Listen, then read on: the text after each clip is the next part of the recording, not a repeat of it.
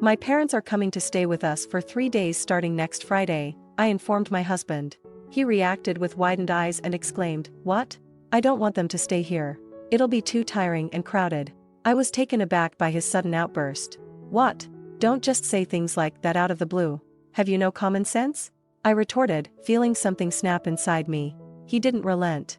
"What about you then? You always tell me in the morning that your parents are coming and leave everything to me. Too tiring and crowded? That's how I feel every time your parents come. It's not your place to tell people about common sense." My husband's face turned red, and he started yelling at me. "My name is Scarlett, a 35-year-old homemaker. My husband, David, and I have been married for 5 years. We live with our 5-year-old daughter, Emily, who was born shortly after we were married. Life is pretty normal, and I'm happy that my daughter is growing up so well. However, I recently acquired another piece of happiness. It's a dream home. We built a new house with the ideal layout, beautiful and spacious, and the best kitchen. I work from home and have my own room to work in, a quiet space where I can concentrate. My daily life is so comfortable, and I'm so happy. However, my happy life will turn into hell in just 1 month. My parents are coming over today, so please take care of them." "Oh, today too? Do you have a problem?" "Well, they came last week too. What's with the tone? I'm doing my duty for my parents. You should at least cooperate a little." "Your duty to your parents, I should cooperate a little. You just invite them, but you don't do anything. I'm the one who takes care of them and does everything for them. And why are you telling me this on the day they come? Don't be rude to them." My husband said that and went to work. Then my in-laws arrived. "Finally, we're here. Scarlett, make me some tea, please. But couldn't you have built it a little closer to our house? It's too far away. It's hard to come here every time." "I don't ever want to build a house near here," my father-in-law complained, voicing his displeasure with the house's location. My in-laws appeared quite comfortable, treating our home as if it were their own, and promptly started making requests of me. I attempted to focus on my work in my dedicated room, but my in-laws constantly called for my attention, disrupting my productivity. As a result, I found myself working late into the night after they had retired to bed. Their visits typically lasted 3 days, during which I endured sleep deprivation, increased stress from their demands, and a toll on both my skin and mental well-being. Moreover, my father-in-law took to smoking in the garden without seeking permission, while my mother-in-law began to clutter the guest room with her personal belongings. Transporting my own items back and forth became an arduous task, and the once tidy guest room quickly descended into chaos, leaving me disheartened every time I set eyes upon it. My father-in-law's cigarette smoke lingered in the house, overpowering the fresh scent of our new home. But there was an additional reason I harbored ill feelings toward my in-laws: they displayed no affection for our daughter. While most grandparents adore their grandchildren, my in-laws seemed disinterested. When my daughter would approach them, excited to play together, they often brushed her off, claiming they were too busy. One day, when my daughter ventured into the garden to play by herself, my father-in-law, who was engrossed in smoking a cigarette, snapped at her. "You're in the way, and you're bothering me," he scolded. I heard my daughter's cries and rushed to her side in the garden to console her. Following that incident, my daughter distanced herself from my in-laws.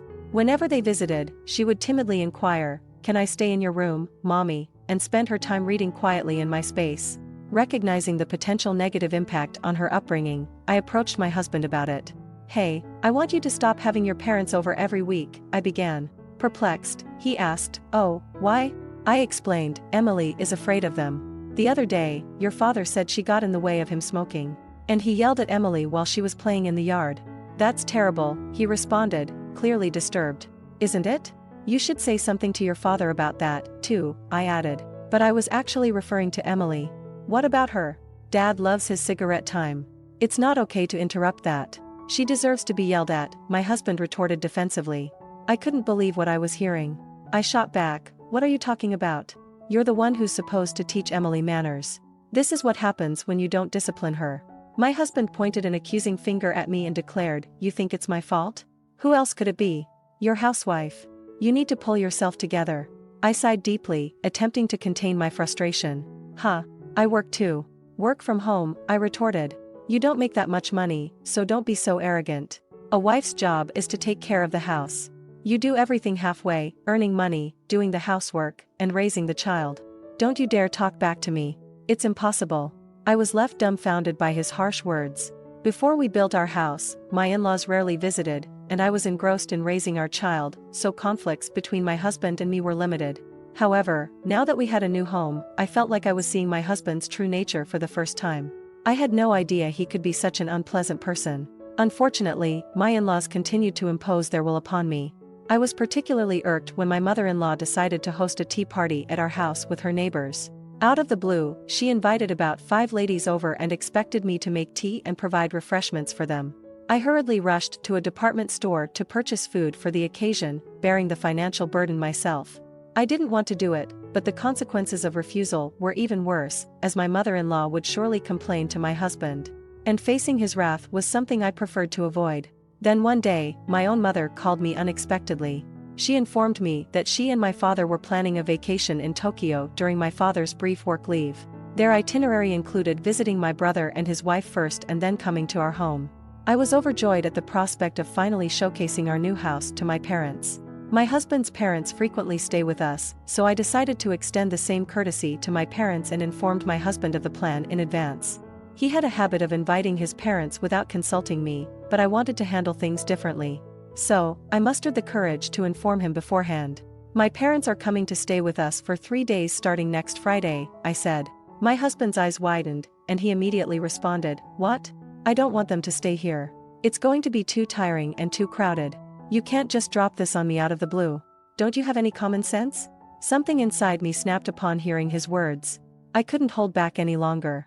I retorted, "And what about you? You always spring your parents on me without warning. You're quick to blame me for the challenges they pose to our daughter. Too tiring and crowded? That's exactly how I feel whenever your parents visit. You have no right to lecture me about common sense." My husband's face turned crimson, and he erupted in anger, shouting at me, "Shut up. You're the wife. It's your duty to take care of my parents. You're also responsible for looking after our daughter. Unlike you, I have to work and deal with my job. I can't handle the stress of trying to please your parents. I'll never allow them to stay here." I replied, "I understand. I was mistaken." He continued, "Finally, you get it. You can be such a nuisance, you know?" I retorted, "I was mistaken to expect anything from you." He seemed taken aback, and I continued, "What? Can't believe I'd say that? Don't provoke me. You yelled at me earlier, and now you're telling me not to irritate you?" I then proposed a solution. "I'll inform my parents that we'll stay at a hotel for the next 3 days starting Friday. I'll take Emily and go sightseeing in Tokyo with them. You can stay here, by yourself." My husband protested, "Wait, what about my dinner?" I replied firmly, "You're on your own." He stuttered, "What? You can't do that?" I calmly stated, "Well, most men these days can cook for themselves, but it seems you can't. But there's nothing wrong with learning, right?" My husband appeared visibly frustrated but remained silent. I then gathered my daughter and joined my parents, embarking on a delightful sightseeing adventure in Tokyo. Throughout this time, I received numerous calls and messages from my husband, all of which I chose to ignore. After spending the following 3 days in a hotel with my parents, I never returned home. Instead, I flew to my parents' house along with my parents and my daughter. In fact, before my departure, I had arranged for my daughter and my belongings to be delivered to my parents' house 3 days later. I also left the divorce papers on the table at home. When my husband returned from work and discovered them, he must have realized the gravity of the situation and called me multiple times. When I eventually called him from my parents' house, he was furious.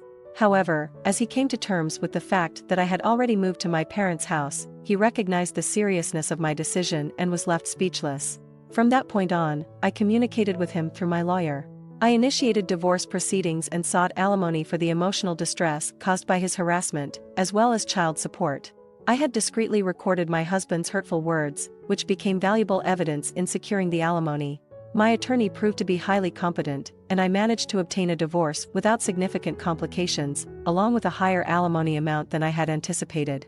As for my ex-husband, he had to cover the mortgage for the house in addition to paying alimony, leaving him with very little for living expenses. Previously, I had been covering all the household bills with my income, which was no longer the case.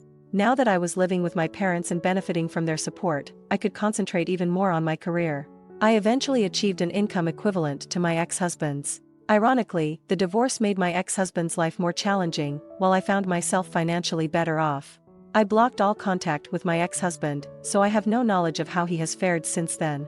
Given his circumstances, he may eventually have to relinquish the house, but that no longer concerns me. On the other hand, I lead a stress-free life at home, focus on my work, and spend quality time with my daughter. We relocated just before she started elementary school, ensuring a seamless transition, and she has made new friends, some of whom appear to be close ones. I remain committed to working diligently to provide for my family and witnessing my daughter's growth with joy.